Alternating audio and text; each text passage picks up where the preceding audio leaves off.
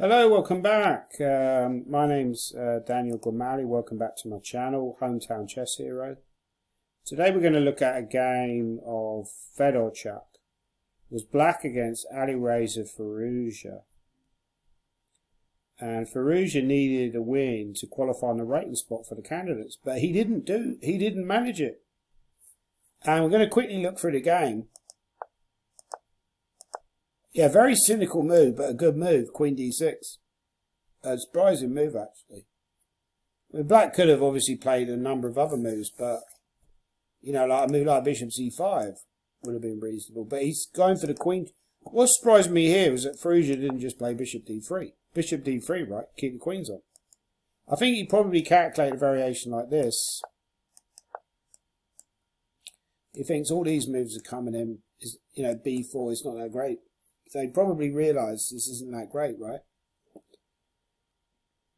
He must have calculated this variation. I would have, but I still think, practically speaking, would have been better to keep the queens on, because these guys, this guy's Ukrainian, he's Eastern European. They're so solid. You've got to basically nail them down. You've got to keep the queens on. You know, where is Firouzja strong? Firouzja is very, very strong in the middle game. He's very, very strong at calculation. He's a brilliant attacking player. He should be keeping the queens on. Instead, he's going into this really boring endgame. He's getting bored to death by this guy.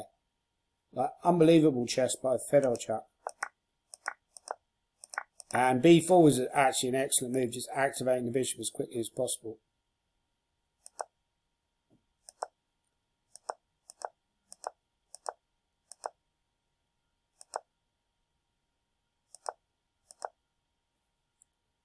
So at this point, what would you play here as white? What would you play here? Like, you know, what are you going to do? You have to think, you know, you think prophylactically. You know, how was Fedorchuk trained? He was trained by, you know, like East European players. They would talked about prophylactic play.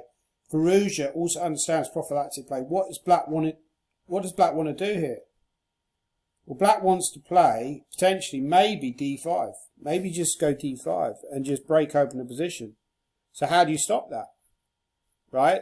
You go bishop d6. The problem is that, you know, what is the best thing about what a black's position, in my opinion, it's this pawn structure. It's just so solid. It's, you know, there's no weaknesses in black's position for Firouzja to attack. He's got nothing to aim for.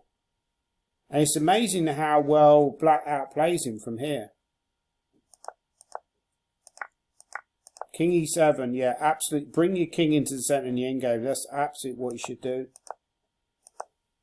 Also, a5 is a good move, preventing the knight to go to b4, from going to b4. And so you could say, why has he got an a5, a4, right? He's just given white a pass b pawn. What a patzer, right? This guy's a patzer. Patzer. Fedorchuk, you're a patzer, mate. You're a patzer.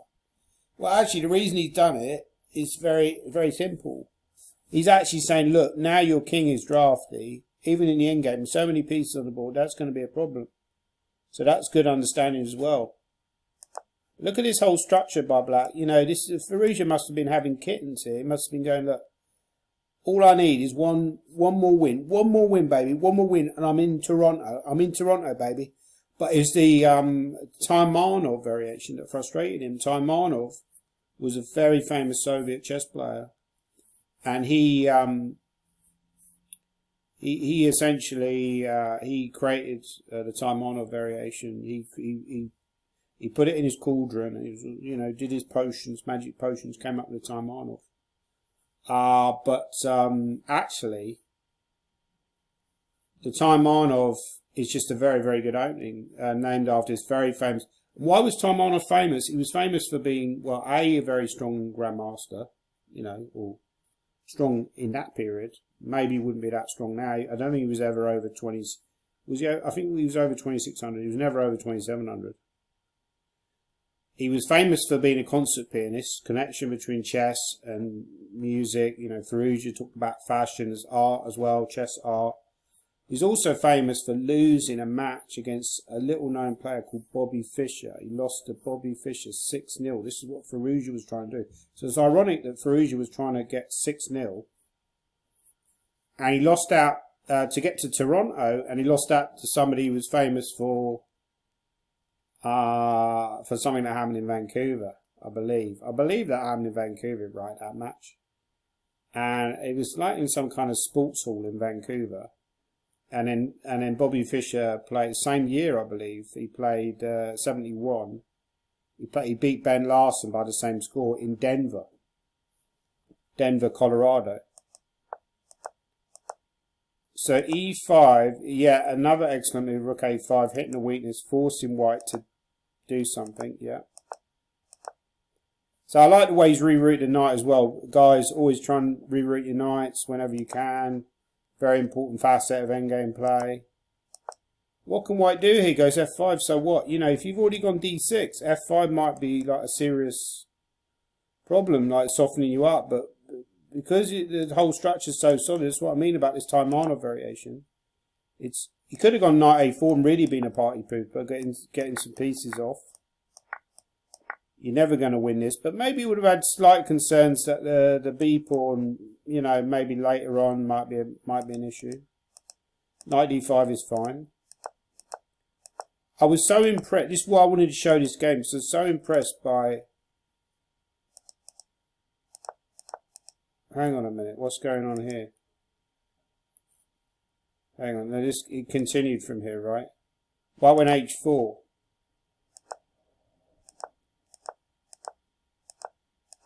Yeah, so he's having to deny, you know, refuse to draw Firouzja.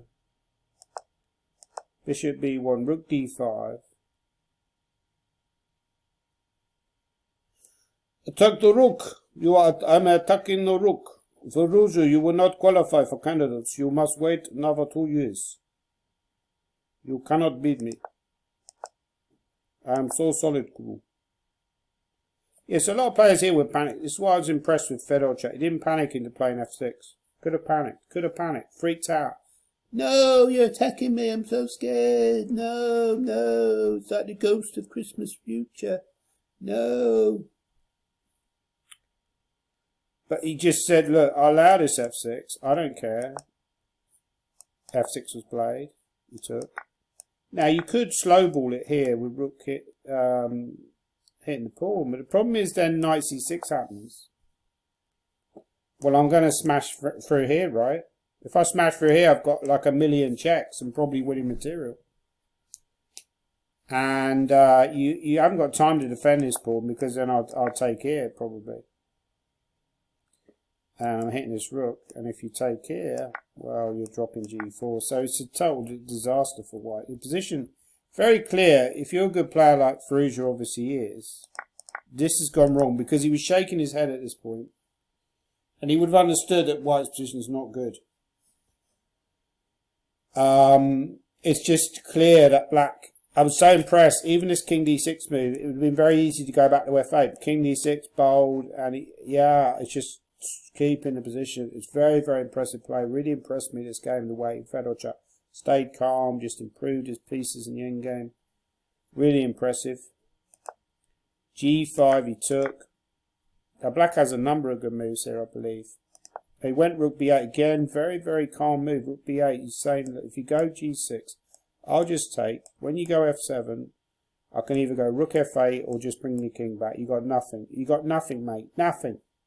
So he played Rook H4 like a sort of a last try. But Black has a number of good moves here. Like E5 is a good move immediately. Rook G8 seems like a reasonable move. Even Knight C6. That's what he played at. He could have maybe played something over. Knight C6 is fine. Rook G8 is good here. There's a number of good moves. E5 is a good move. And then Knight D4. And the exchange sack isn't going to work. You're not going to get enough play. G5 will remain weak. I'll probably chop off G5. It's not going to work. It might work in a 1 minute bullet game, but it's not going to work, you know, in a proper game. The only thing Firouzja had going for him here is the extra rating. So he offered a draw. He went Rook H3, offered a draw. His opponent gave him a mercy draw. Could have played on. One way to play on, for example, is simply to take the bishop and then come here. And you've got a really horrible position as White. Your pawn on b3 is weak. Black will improve the bishop at some point if he wants, and then start pushing the d pawn. I'm not saying I would have won this position as black against Firouzja, but I would have felt very comfortable. And I'm sure Fedorchuk, if the situation had been different and it had been a tournament, he probably would have played on. But because it was like a match situation, and the whole point of the match was try to get Firouzja over. But it proved to me that it wasn't fixed. Which I thought all along, it wasn't fixed. And I think the other thing I would say is it shows how good these guys are, like people like Fedorchuk, and they don't get enough credit. Fedorchuk 2550 is a proper player, right? He's been a proper player for a number of years. People forget that. Everybody fawns over these guys, these 2700 guys, rightly so, because they're phenomenal players. But they forget that there's a lot of other good players. You know, some of the comments were like, he's playing these Patzers, they're terrible. They're not Patzers, they're GMs. They're GMs like me. Yeah, they're weaker GMs, but they're still good players. You can't get to GM level by being a fish. You know, you got to be a good player. And I found it quite insulting, some of the comments on Reddit by some of these morons. They're probably themselves like 1,200 players at best. You know, the funny thing is on the internet, it's like sheep. You know, people make comments and then everybody jumps on the bandwagon. Fedorchuk is a proper player. He's 42 years of age. He's been around the block. He knows how to play the game. And he showed it in this game. It was a really impressive game. I was really impressed. I might move to France and try and get coached by Fedorchuk. Anyway, that's the sad story. So it looks like Firouzja's out. So it looks like the rating spot will go to Wesley So. Wesley, you can come back on Twitter. Everything's all right, mate. Come back on Twitter.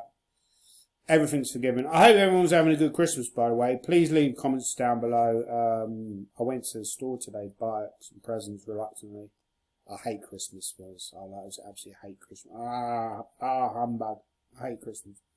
Part of the reason I said it to the lady, she was like chatting, and I said, I'm quite shy, you know, but I chatted to her because quite rude, just, you know. The lady serving, and I said, I hate Christmas. You know, one of the reasons I hate Christmas, I said to her, is because it just gets you 1 year closer to death. It's like a marker. 1 year closer to dying, right? So I feel depressed about the whole thing, but yeah, hopefully it won't go. You know, you get nice food, you get presents, you get TV. There's good things about Christmas. It's not all bad, but I will be relieved when we get to Boxing Day, and then we've got Hastings coming up on the 27th. I'm going off to Hastings. Travelling down on the 27th. It starts on the 28th. Smash Hastings. It's going to be very tough. I need to finish in the top 10 to win a prize. It's going to be tough to do that. But fingers crossed. Anyway, thanks for watching. My name's Daniel Gomali, and good night.